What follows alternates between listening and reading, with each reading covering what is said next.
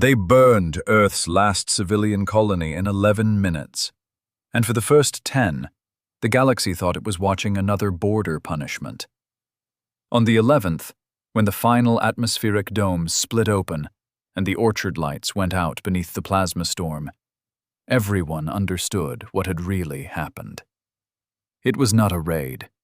It was a message. Families were still inside those glass valleys. School shelters were still sealed. The casualty feed kept climbing long after the fire ended, because people do not die all at once when the sky itself has been turned against them.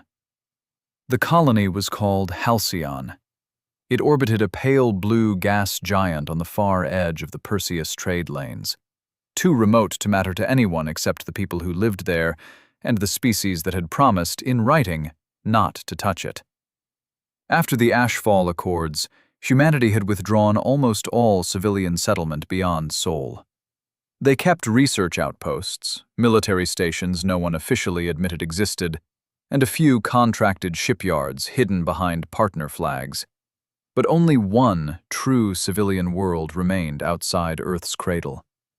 Halcyon was the exception, the compromise, the proof, according to the Concord Chambers, that humans could be civilized, predictable, willing to fold themselves into the greater order of the old empires.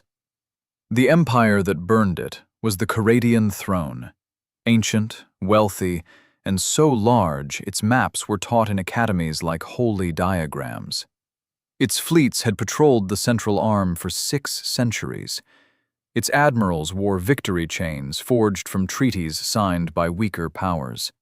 Its governors spoke of order the way priests speak of mercy, as if both words excused whatever followed. For months, the throne had been pressing the Concord to revise navigation law around Halcyon, claiming smugglers, insurgents, and untaxed transit. Their real complaint was simpler. Humanity had refused inspection rights. Earth had said no to armed boarding parties inside a civilian lane. The Caradian took that refusal as insult. 3 days before the attack, the human ambassador stood in the Concord Hall and said, very calmly, that Halcyon was not negotiable. She did not raise her voice. She did not threaten war. Ambassador Ilara Venn was known for that restraint, and some species mistook restraint for fear. The Caradian delegate, High Minister Tal Sevrak, smiled with all those polished predator teeth and asked whether Earth intended to defend a farming moon with speeches. Laughter moved through the upper balconies. Even some neutral delegations looked away, embarrassed for her. Venn waited until the room settled. Then she said, "Do not confuse the things we value with the things we expose." The ministers smirked. The chamber moved on. 12 hours later, the Caradian 4th Enforcement Fleet entered Halcyon space under anti-piracy authority. They jammed local comms first. Then they cut the dock ring in half so nothing could run.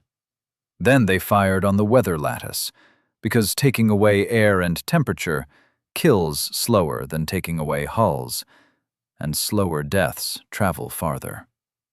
When the colonial governor broadcast the protected status codes, the Caradian flagship answered with a demand that the colony lower the human standard and submit to imperial inspection. The governor refused. He reminded them there were children below the domes. He invoked the Accords. He did everything the law says a lawful man should do when the law still means something. The response was a full-spectrum strike on the habitat shield anchors. One by one, the domes failed. Snow farms flash-boiled. Reservoir towers shattered. The last transmission from Halcyon was not from the governor. It was from a primary school emergency channel, and all anyone heard was a teacher counting in a steady voice while the pressure alarms screamed around her. The Caradian did not deny it. That was the part the galaxy remembered. They posted the operation record themselves. They called Halcyon a contraband sanctuary, and its destruction a sovereign act. Their admiral, Vorex Kal, released a statement from orbit while the surface still burned beneath him. "This is the price of sentimental defiance," he said. "Let soul learn maturity." The recording hit every public network before the bodies on Halcyon had even stopped moving. What happened next terrified the Concorde more than any human outburst could have. The human ambassador requested the full operational archive in open session. The Canadian, arrogant from applause at home, granted it. Every sensor angle, every fire order, every commander's confirmation, every timestamp. The hall was silent by the time the file finished playing. Some delegates could not look at the final thermal maps. Ilara Venn stood there with both hands folded in front of her and watched every second without blinking. Then she asked one question. "To be clear, the Canadian throne acknowledges this was deliberate." Minister Sevrak said yes. He said it proudly. He said the galaxy would thank them later. Venn nodded once, as if confirming a shipment manifest. Then she said, "Record accepted." She touched the edge of her console.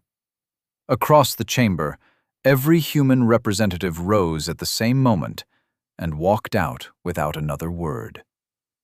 For 36 hours, Earth said nothing. That silence comforted the fools first. Markets steadied. Analysts began talking about sanctions, about proportional diplomatic retaliation, about humanity's long decline from expansionist nuisance to wounded regional power. The Canadian networks ran victory banners over footage of Halcyon's burning sky. Their court poets called it the dousing of the last lamp. Their naval academies praised Admiral Kal for decisive frontier correction. Along the trade lanes, freighter captains muttered that humans would rage online and then negotiate, because that was what civilized species did beneath the Concorde's ceiling. Then, the relay at Turnus Gate went dark. It was a minor node, barely worth reporting. Traffic rerouted, repairs were scheduled. 6 hours later, the relay at Vask went silent too, and the patrol sent to inspect it found only a rotating cloud of warm metal and neatly sliced anchor rings, each cut so precisely the station had not exploded. It had simply stopped existing as infrastructure. Then, 3 Canadian customs fortresses failed to answer hails. Then, a fuel depot above Lorik went blind, vented its reserves, and locked down every military berth while leaving civilian docks untouched. Then, a convoy of troop barges arrived at an Imperial way station to find its jump beacon gone, its garrison asleep from air system contaminants, and a single line written across the command glass in blocky Canadian script. Halcyon was civilian. That was when the panic began to spread beyond the frontier. Human retaliation did not look like war at first because it was too clean. No grand declaration, no patriotic choirs, no images of massive fleets crossing the void under banners of vengeance. It looked like accounting. It looked like someone had opened the Empire's machine and removed only the pieces that made it function. Relay chains vanished, logistics AIs corrupted, ammunition vaults depressurized. Long-range sensor webs blinked out in patterns too deliberate to be random. Shipyards lost power at the exact moment reactor cores entered maintenance states. Officers disappeared from secure transports while their entourages were found alive, restrained, and left with food, water, and copies of the Halcyon archive. Human teams boarded, disabled, recorded, and withdrew. They did not bomb cities. They did not strike hospitals. They did not touch schools, transit habitats, or food moons. They erased military capability with the patience of a surgeon cutting rot from bone. The galaxy had forgotten, or perhaps never understood, that human civilization had spent 2 centuries building itself around vulnerability. Earth had survived climate collapse, resource wars, machine rebellions, pandemics, orbital famines, and the near loss of oceans before ever meeting another starborn nation. Human systems were ugly, redundant, paranoid, and layered. Their civilians trained evacuation until children treated alarms like alphabet songs. Their merchant marine could navigate on dead reckoning when everyone else relied on beacons. Their engineers distrusted elegance. Their generals distrusted luck. Most species, born into stable empires or nurtured under centralized orders, built for efficiency. Humans built for failure. Then they learned how to keep moving anyway. So when Halcyon died, the Caradian throne found itself fighting an enemy that did not need applause, did not need explanation, and did not need to be seen. The first true fleet engagement came at the Cinder Spine, and even that name entered history for the wrong reason. Admiral Vorex Kal, still swollen with the triumph of Halcyon, took 7 battle groups to intercept what he believed was the main human response force. His sensors showed a patchwork armada of converted haulers, tanker hulls, old treaty cruisers, and utility frames moving in loose formation. He laughed on the record. He said Earth had sent salvage to fight a throne fleet. Then the salvage fleet broke apart, and every drifting, ugly hull woke up. Armor petals unfolded. Heat sinks blew off like shattered wings. Cargo cavities opened into missile wells so deep their launch flares blurred into a single white wall. Kal's targeting grid, built to prioritize sleek warships, spent 9 fatal seconds sorting categories that no longer mattered. By the time it understood, the first human salvo had already gutted his forward screens. That battle should still have favored the Caradian en masse alone. It did not, because the human ships were never there to win it outright. They were there to pin. While Kal committed to the center, old mining tugs rose from the debris belt under cold thrusters and seeded the local gravity channels with smart mass chaff. Navigation predictions collapsed. Caradian formations widened to avoid collision. That was when the real human force arrived, not from the front, but from behind the system's primary star, where no sane admiral would hide ships without frying them. Human drives came out of the stellar glare in perfect silence, black hulls ghosting through magnetic storm bands their crews had rehearsed for years.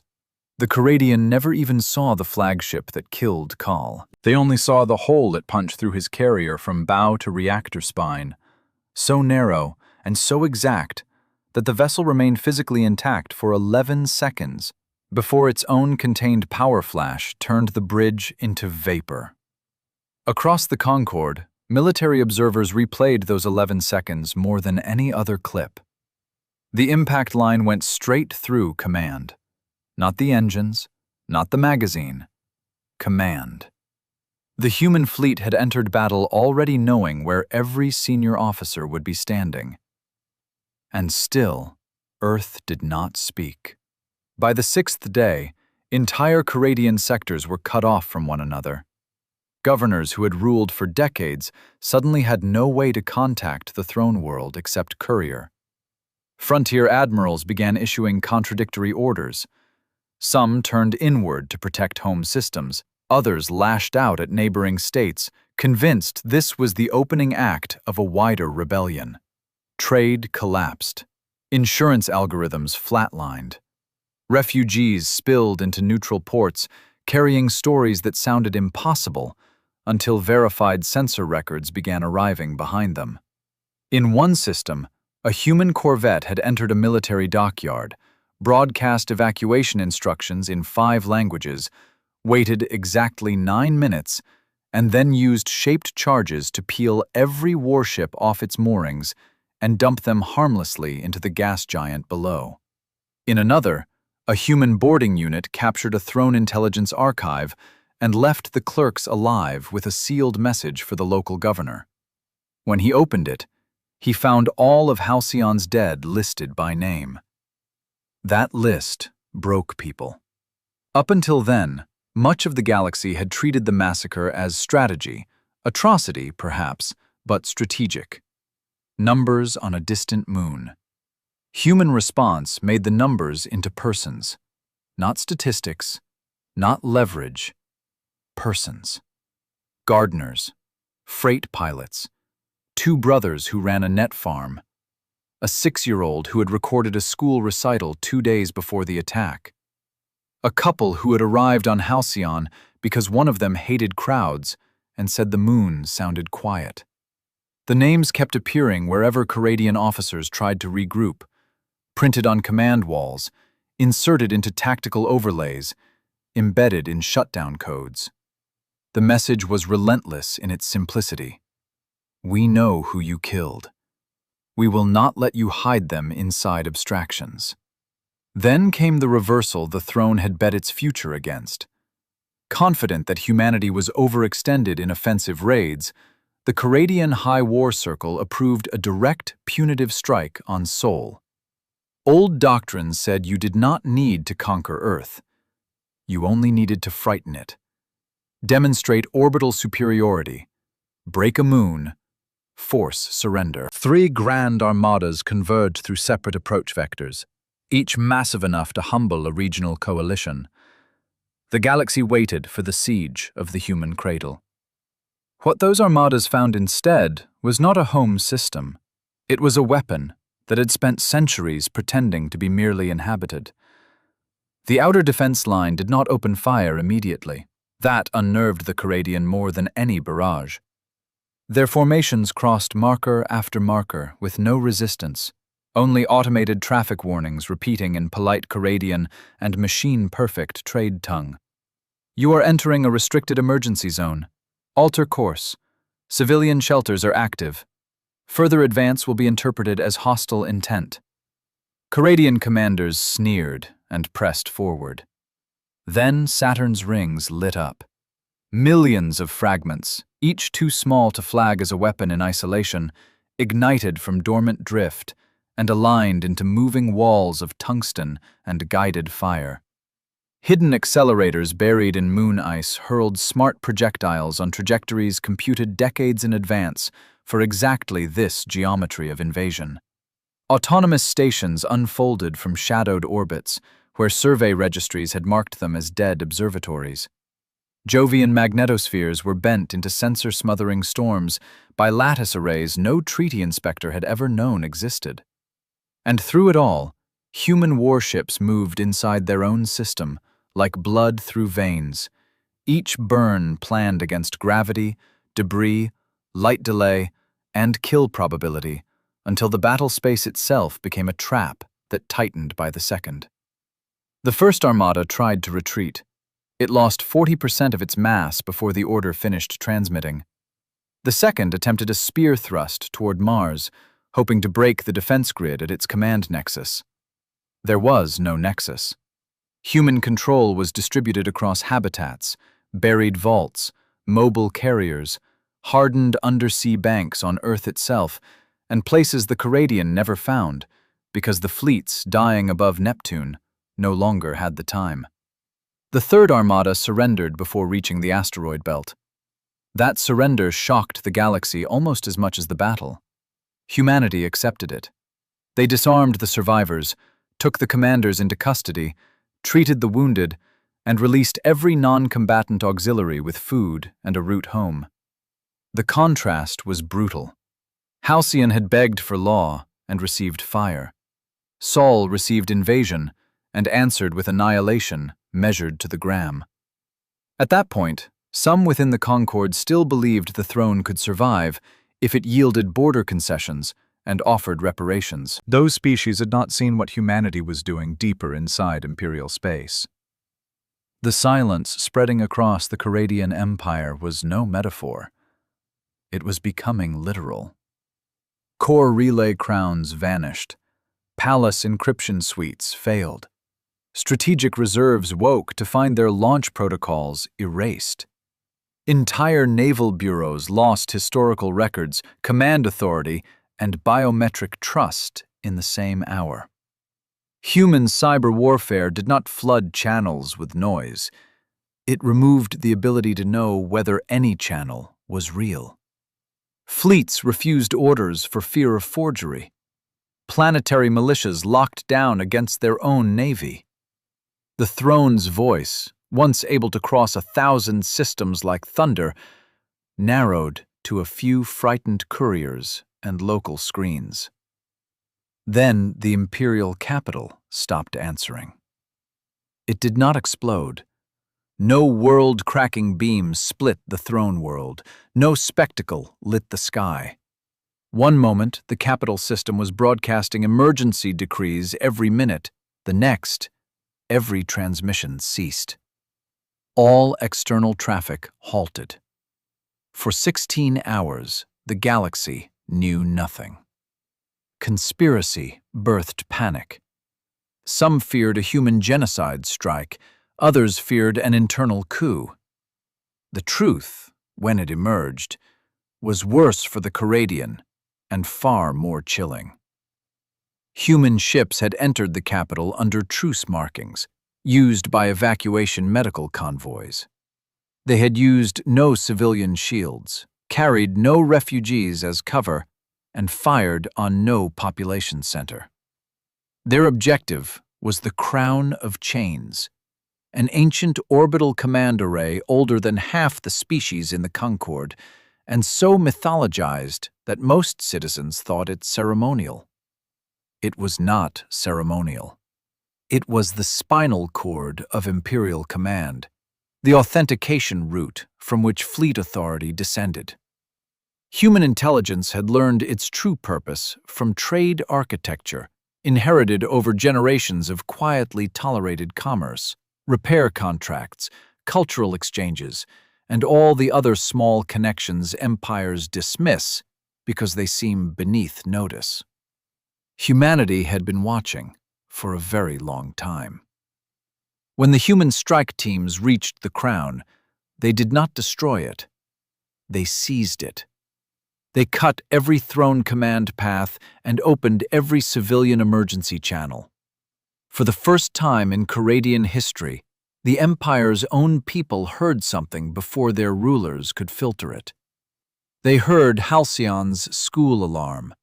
They heard Admiral Kahl's fire authorization. They heard the human evacuation notices that had preceded every retaliatory strike. They heard the list of the dead. Riots started within the hour. The High Minister tried to flee.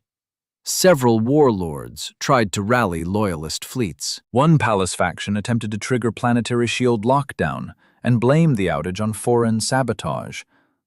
None of it held. Human forces had not come for occupation. They had come for paralysis. They wanted the regime conscious while it realized the difference between power and control.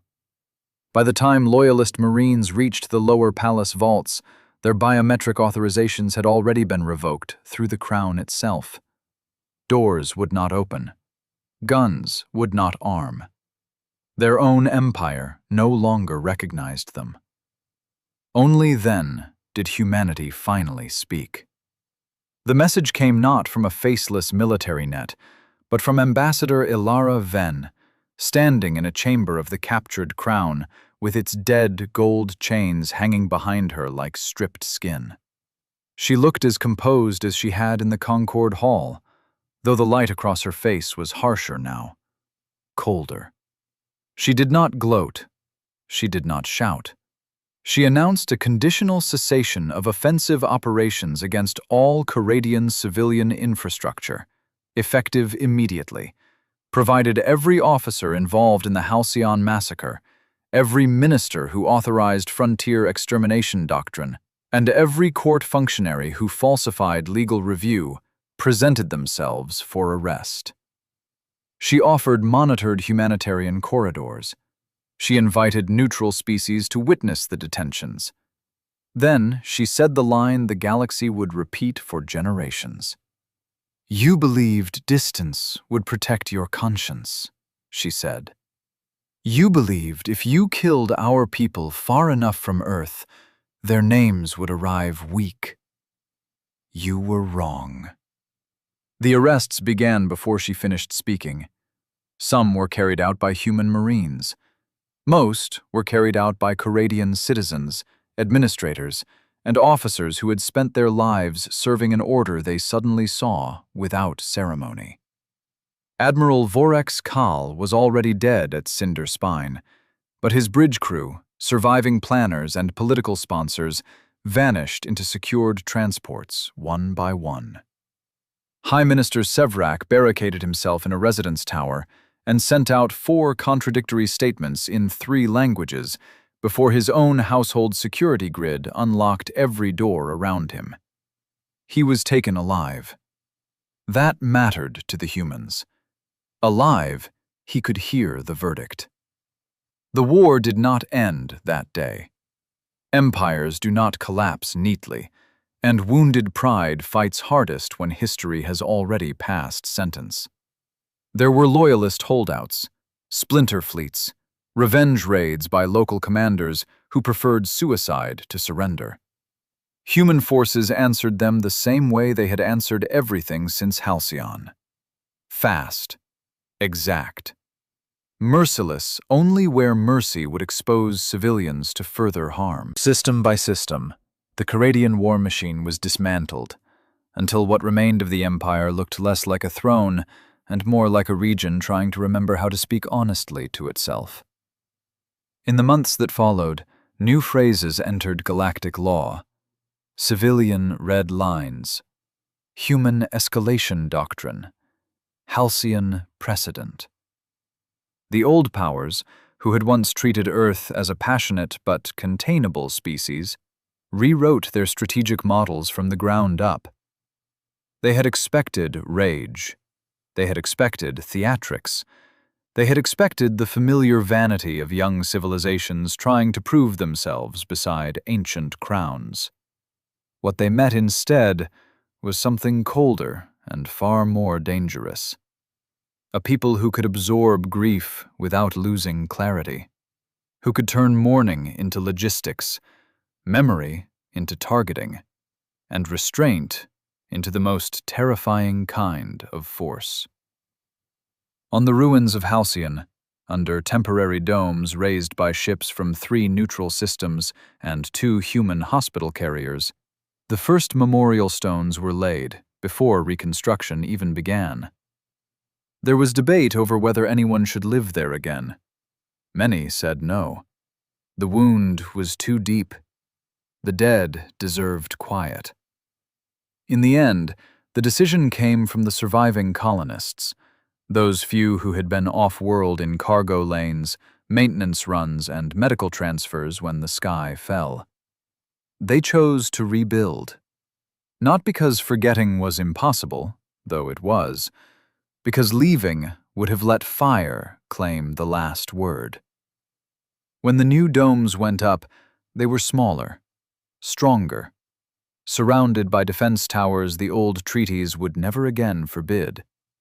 Children returned first, because humans had always understood that a place is not truly reclaimed until laughter risks existing there again.